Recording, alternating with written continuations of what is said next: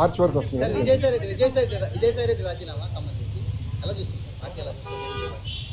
ఏ party? వైకాపానా Telugu Desam? Telugu Desam party.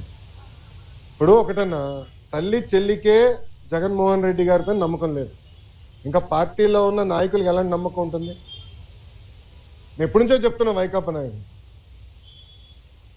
డబ్బుల కోసం పార్టీనే అమ్మేస్తాడు ఈయన అని. ఇప్పుడు అది నిజం అవుతుంది కదా. ఒక్కొక్కరు రాజీనామా చేసుకుంటూ వెళ్తున్నారు. దానిక నేను శిక్ష పడదని నేను ఎక్కడ అన్నాను తల్లి? నో ఐఎమ్ సారీ, నేను ఎక్కడన్నా శిక్ష పడదని?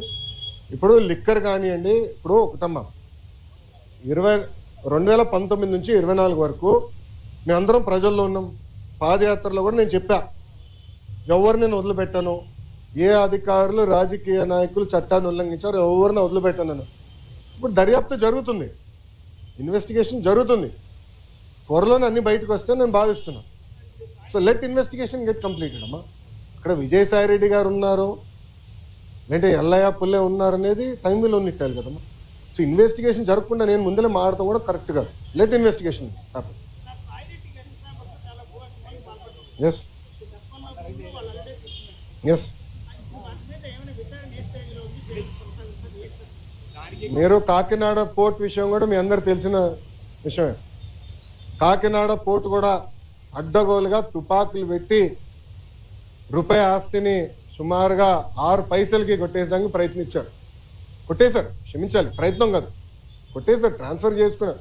కేసు పడింది, దానిపైన ఈడీ వాళ్ళు కూడా లవ్ లెటర్లు రాశారు విజయసాయి రెడ్డి గారికి. రా బిడ్డ రా అని ఇంటికి.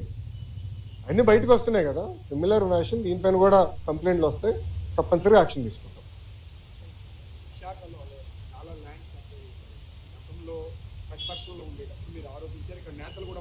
అవునండి.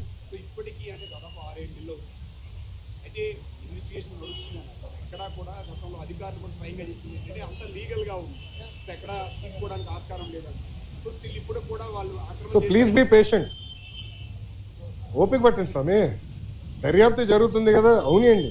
ఇప్పుడు మనం కూడా మాట చెప్పా, ప్రభుత్వ పరిస్థితి గురించి కూడా దయచేసి ఒకసారి ఆలోచించండి.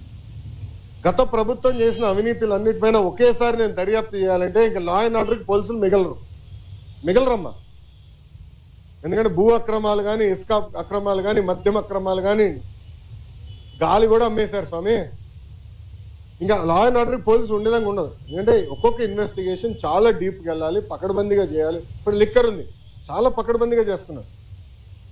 ఎవరెవరికి ఎప్పుడెప్పుడు ఎంత డబ్బులు ఎవరి చేతుల నుంచి మారినాయి మొత్తం వివరాలన్నీ సేకరించాం. సో ఇన్వెస్టిగేషన్ చాలా వేగవంతంగా జరుగుతుంది. ఒక్కొక్కటి చేయలేం, అన్నీ ఒకేసారి చేసే కెపాసిటీ మటుకు ప్రభుత్వానికి ఉండదు. ఎందుకంటే గతంలో అన్ని అక్రమాలు జరిగినాయి. నేను కూడా దీని మీద చాలా స్పష్టంగా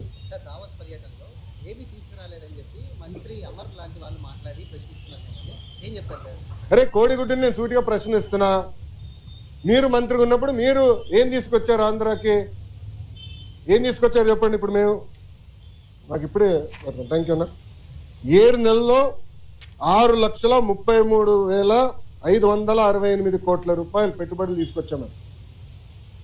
4,10,125 మందికి ఉద్యోగాలు కల్పించే పరిశ్రమలు ఆంధ్ర రాష్ట్రానికి ఎన్డీఏ ప్రభుత్వం తీసుకొచ్చింది. అది గర్వకారణం. కాగ్నిసెంట్ గురించి కూడా నేను ట్వీట్ పెట్టా కదా, చూడలేదన్న ట్వీట్? ఎవరు మీకు ఇచ్చిందే, మొన్న ఇచ్చిందే. సాక్షి ఉన్నాడు ఇక్కడ, సాక్షి రాలేదా? ఆయనే రిపోర్టరా? కేసు రాలేదా? సాక్షి ఎవరు లేడా? అరే ఆయనకి ఇద్దాం అనుకున్నానే కాగితం.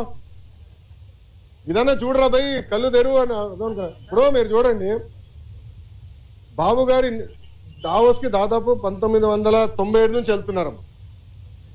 డావోస్కి వెళ్ళినప్పుడు ఎప్పుడు ఒప్పందాలు చేసుకోం. డావోస్ సెర్చ్ ఇస్తాం, ఇంట్రెస్ట్ ఎవరికి ఎలా ఉందో డిస్కస్ చేసి మళ్ళీ తిరిగి వచ్చిన తర్వాత ఒప్పందాలు చేసుకుంటాం. ఇప్పుడు దీంట్లో మీరు చూస్తే విచిత్రం, ఆసిల్లర్ మిత్తల్ది దీంట్లో ఒప్పందం లేదు. ఆసిల్లర్ మిత్తల్ది 1,35,000 కోట్ల రూపాయలు పెట్టుబడి అనేది ఉంది. కానీ ఆసిల్లర్ మిత్తల్ది ఒప్పందం లేదు, ఎంఓయూ లేదు. మాకు ఎంఓయూ లేదు ఆసిల్లర్ మిత్తల్తో, మాకు ఎలాంటి ఎంఓయూ లేదు. ఎందుకంటే వాళ్ళు అన్నారు ఎంఓయూ ఎందుకు సార్, డైరెక్ట్ వర్క్కి వెళ్దాం అన్నారు. వాడు మమ్మల్ని తప్పడతారా? ఇప్పుడు వాళ్ళకి మన మెటీరియల్ టైప్ చేసావు ఎన్ఎండిసి నుంచి. ఎన్వైరన్మెంటల్ క్లియరెన్సెస్ మేము కోఆర్డినేట్ చేస్తాం. వాళ్ళు భూమి ఎత్తికి కూడా భూమి కేటాయింపులు కూడా పూర్తి చేస్తాం. 6-7 నెలల్లో పనులు ప్రారంభించాల లక్ష్యంతో మేము పనిచేస్తున్నాం. ఎన్నికలకు వెళ్ళే లోపల ఫస్ట్ ప్రొడక్షన్ అవ్వాలనేది మేము చేస్తున్నాం. అది కూడా మమ్మల్ని తప్పడతారా? ప్రధానంగా ఏదైతే ఈ బల్క్ ప్రాజెక్ట్ తీసుకోండి, గ్రీన్ హైడ్రోజన్ ప్రాజెక్ట్ తీసుకోండి, అవును, ఇవన్నీ మంత్రిగా నేనున్నప్పుడు సంతకం పెట్టాను. ఇది టీడీపీ ఎందుకు క్రెడిట్ తీసుకుంటుందంటూ కూడా మాట్లాడుతున్నారు. ఏం సంతకం పెట్టాడు? ఏం సంతకం పెట్టాడు స్వామి? మంత్రిగా నా హయాంలో నేను షేర్ చేసి ఇచ్చాను, నేను సంతకం పెట్టాను. మళ్ళీ కంపెనీలు ఎందుకు రాలేదని అడుగుతున్నాను నేను. ఎందుకు మీరు శంకుస్థాపన చేయలా? ఇది ఎట్టుందంటే కియా మోటార్స్ ఎవరు తీసుకొచ్చారో మీ అందరూ బాగా తెలుసు. ఆనాడు కియా మోటార్స్ తీసుకొచ్చి చంద్రబాబు నాయుడు గారు అహర్నిశలు కష్టపడ్డారు. 16 నెలల్లో ప్రొడక్షన్ తీసుకొచ్చారు. వైకాపా ప్రభుత్వం అధికారంలోకి వచ్చిన తర్వాత ఒక ఈమెయిల్ సృష్టించి గతంలో రాజశేఖర రెడ్డి గారు ఈమెయిల్ పెట్టారు, ఆ ఈమెయిల్ వల్ల కియా మోటార్స్ వచ్చిందండి. ఇంకేం చెప్పాలి సార్ మీరు?